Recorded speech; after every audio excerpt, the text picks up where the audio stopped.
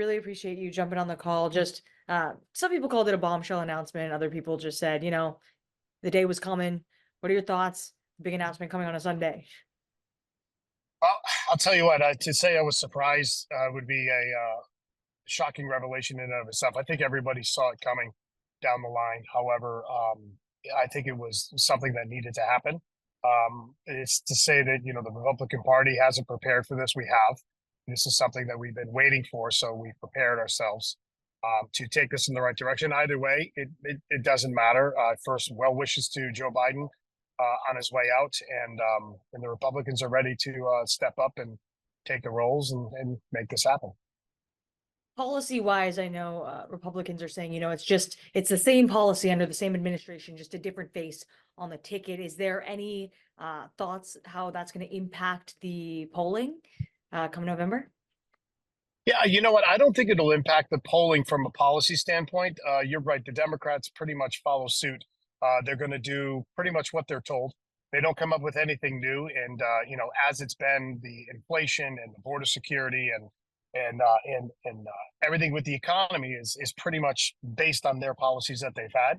Whomever it is they put at the top of the ticket, it matters not. They're going to follow the same rules and rules. As far as the polls are concerned, a fresh face may intrigue some people. However, I strongly doubt it's going to sway everybody over to the Democratic parties, just seeing what they've done to the United States over the last 4 years. I know it was all about, fitness and ability to hold the position of president, and he withdrew, but some folks are saying, that's not enough. We want to see a resignation from the presidency now. What are your thoughts on that? Do you think that's strong? Do you think that's, Quite frankly, any president that's not going to seek re-election would automatically give the thoughts and ideas of it being, somebody stepped down in such a short period of time. I don't think it's going to do the country any good. I think it'll just weaken us to all of our adversaries out there, and also to our people that we actually want to work with and continue to have strong relationships with. For him to step down now, I think would just hurt us in the long run. It's not to say that he wouldn't do it. However, I feel that having somebody else step in like Vice President Kamala Harris, I don't think will do us any good. It's going to hurt us in the long run.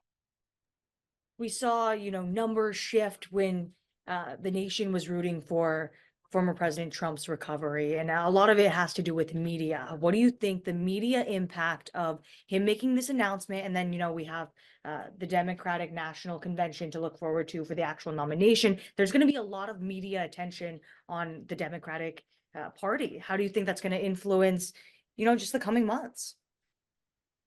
Yeah, so it's going to be quite the spectacle, if you would. Ringling Brothers and Barnum and Bailey's closed down, and this is going to be the new circus that people are going to start paying attention to. And what I mean by that is, Donald Trump coming out and coming through being, an attempted assassination and coming in as strong as he has. He's coming on with a solid platform that we've all approved.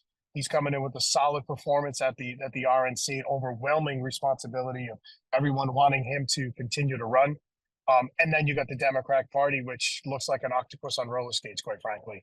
And they don't know which one is which. They don't know who's going where. This one wants to do this.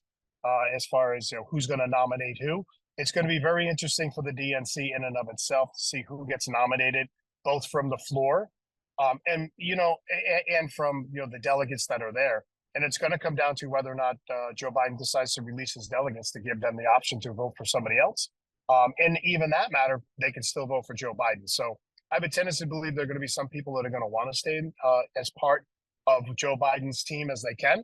And then there's others that are going to dissent, and they're going to go for something like an AOC and her squad, who are trying to potentially push somebody else other than Kamala Harris, which is who Joe Biden has endorsed. Lastly, provided Kamala is the nomination, there's still the question of who's going to be the VP. You guys just came off a really big and united weekend where the announcement of JD Vance. What do you think the difference is, with you guys being all together now and organized and figured out, and kind of the uncharted waters that the Democratic Party still has ahead? I think it's going to be the exact same thing as what I just said. Is it's going to be more of a circus. of them trying to figure out. I'm super intrigued with the choice of JD Vance. I think he brings a new, fresh tone to the Republican Party. He brings youth. He brings experience along with that youth. He's got one heck of a story behind him.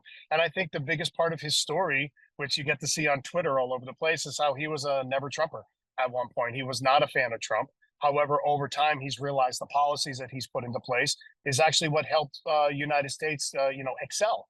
And whomever it is that they put at the top of the ticket and secondary on the ticket, I don't think it's going to matter. I really think the folks in the United States, all the citizens and all the constituents in the state of Rhode Island, they're ready for real change. And seeing somebody so strong like Donald Trump at the top of the ticket, and then JD Vance stepping into that role after being literally hand selected by somebody who was just, an attempted assassination, it's just giving people a lot more confidence in the Republican Party, who have a plan put together. And then the Democratic Party is still trying to figure out which ring of the Ringling brothers they're supposed to be in right now.